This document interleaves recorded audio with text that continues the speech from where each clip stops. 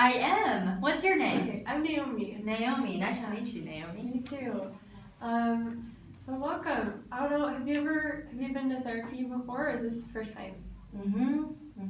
I have been to therapy before. Okay. Twice. Wow, that's cool.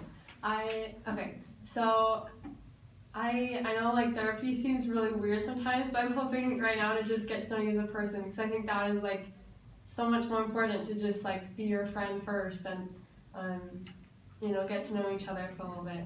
So I hope that's okay with you. Yeah, no, that's super nice. My last therapist, they pretty much just talked about themselves the entire time and their issues and stuff. So I'm a little apprehensive about therapy. I don't really like it. So Yeah. but that'd be nice to just get to know you, get to know me. Awesome. Okay, so you're Annie. You're like 23, right? Okay. Yeah, I'm 23. Awesome. Bill 2-3. That's so cool. I mean, can't sing Taylor Swift anymore. But I know, right? Yeah. Dang it. So what are you up to right now? Are you like working or school or what does that look like? Well, I graduated from UVU last year in communications, and I didn't want to work. I didn't really want to do anything, and so. But then life caught up to me real fast, so then I've just been getting like a couple jobs here and there. I really like gardening, and so I got a job at gardening, and then I did. Right now I'm a substitute teacher for autism classes. So yeah, so I've just been keeping busy with side jobs here and there. That's cool. So you mentioned you like gardening. How did that start? That seems like an unusual interest. That's really cool. Yeah, my mom really likes it, so I think I always grew up with doing it, and I just pretty intelligent, and so I like to learn as much information as I can, and so I just love reading about plants and how they grow and what soil goes with what plant, and anyway, it's just all the things about it. And so I just found myself kind of hyper-focusing in that area, and I just really love it. Wow. I love the satisfaction of like growing something. You created it, you know what I mean? That's so cool. It sounds like you're a very passionate person and like just a really good learner too. Those are both like such amazing skills. I don't know if you've been told that before, but that's really cool. Thank you. Yeah. Wow. And you mentioned that you work at a school for autism right now too. Have you like had very much experience before now working with like special needs children, or what sparked that interest? Money. Okay. That makes sense. Side job. No, they're super cute, but Okay. sometimes they get on my nerves. Yeah. But it's just for money. So. What is like most likely, or what do they do that gets on your nerves most of the time? I can see that being a really challenging job. Well, they do very inappropriate things lots of times, and they're just rowdy the majority of the time they're pretty good. They're awesome little kids. But sometimes it's mostly not necessarily all of them. It's mostly just one kid that gets on my nerves actually. But it's because he's just doesn't understand how to be quiet and stuff like that. And I definitely was not blessed with the gift to work with special needs kids. And they're really awesome, but my patience isn't quite there, if that makes That's sense. okay. Yeah. Wow, that sounds like a pretty hard job. Are you like pretty exhausted when you get home most days, or what does that do to you? Yeah. Do you feel like you have very much free time or downtime right now, or what's that feeling like? Oh, I just feel like I'm constantly going, here and there. Friends want to do this, and friends want to do that, and this friend wants to do this, and this friend wants to do that, and then I work, and then my mom needs me to go up to her house and do all this stuff with her. So I gotta drive all the way to South Georgia, drive all the way back, drive my work, drive back. Come home, and I just done with the day. It sounds like you have a lot of responsibilities, and you're like to me it sounds like you're trying so hard to do all of them so well. But that's a lot of pressure to have on one person. Yeah. Did I get that right? No, yeah, I think you're right. I know. Oh, this. Okay, sorry. And you've mentioned your mother a couple of times. Do you have like a pretty good close relationship with her? It sounds like you go and help her out a lot right now.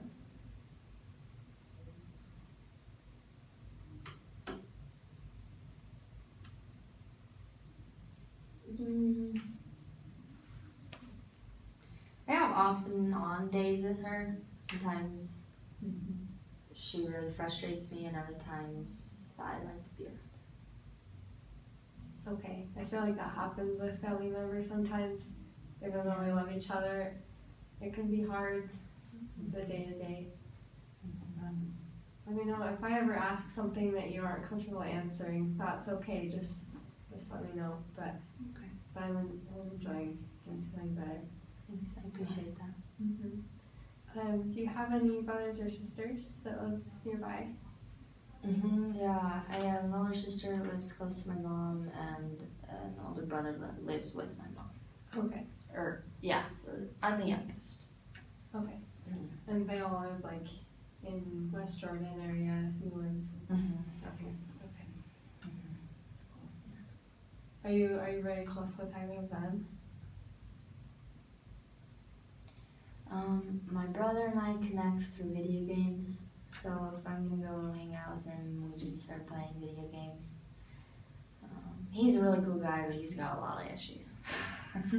And then my sister, I really like my sister, but sometimes she'd be really overbearing, and it's always about her and about her kids, and her kids are little snots.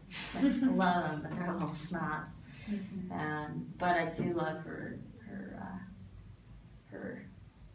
new husband that they just got married. He's awesome. He's so cool. So I just got a job with him too. I forgot about that, but I'm helping him design his website, and it's just like mowing lawns and stuff like that. So wow, that's cool. So you mentioned like your sister can be kind of hard sometimes. Does that make it hard to be close to her, or how does that make you feel? Yeah. Yeah, I want to distance myself a lot through a lot of things that she did when I was younger, and a lot of things that she struggles with, and I don't. It's like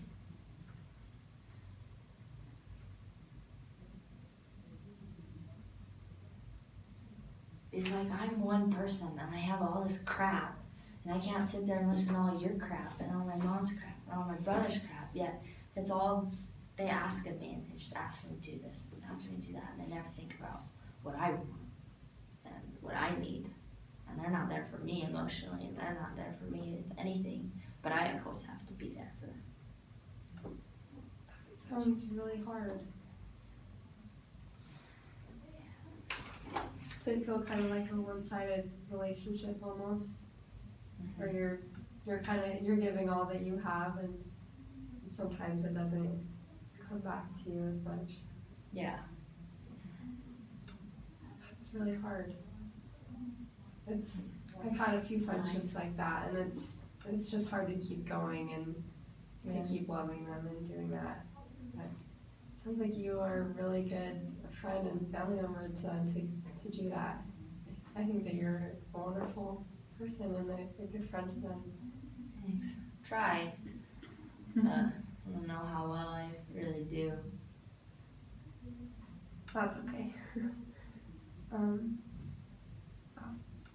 I think when we keep trying, we get better, and it's okay. We'll do our best. That's true. Do you live with your mates right now, or with some friends? Okay. And how's that going? Are you very close to any of them? I'm close to one, and I don't like the others. Oh, that's hard. Oh, were you friends with her before you moved in? Or- Yeah, we served an LDS mission together. Oh, cool. Mhm. Wow. Where did you go on the mission? I served in Mexico. Okay. Wow, that's so cool. Yeah.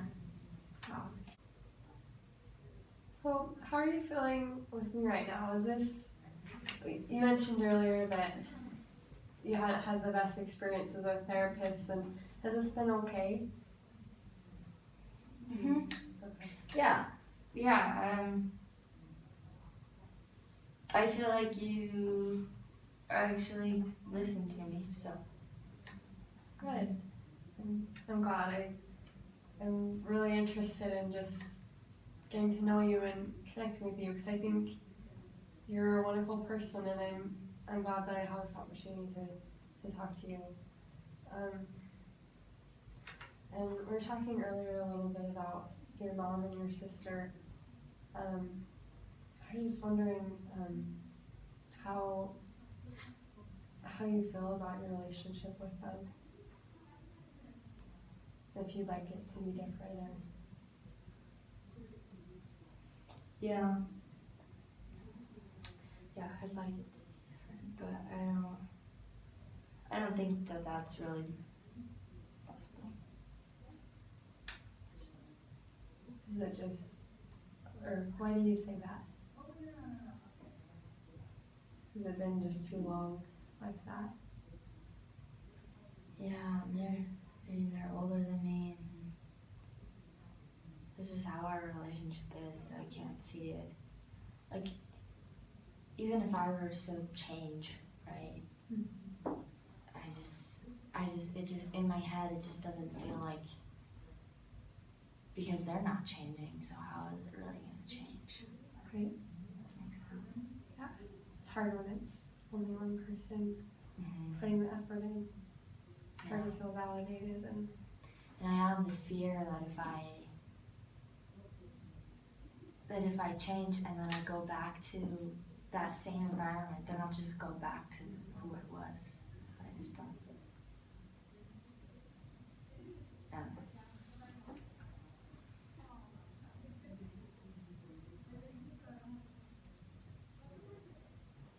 well, I think that you can change and you can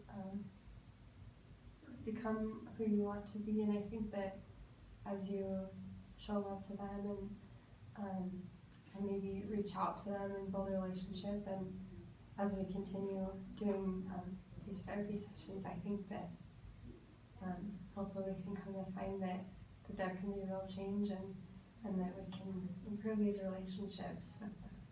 Is that something that you would want to happen? Yeah. Do you really think that people can change? I do. I do think that people can change. I think that their relationships can heal, and that when we're willing to forgive people and to start over and to give second chances. Do you think that people can change?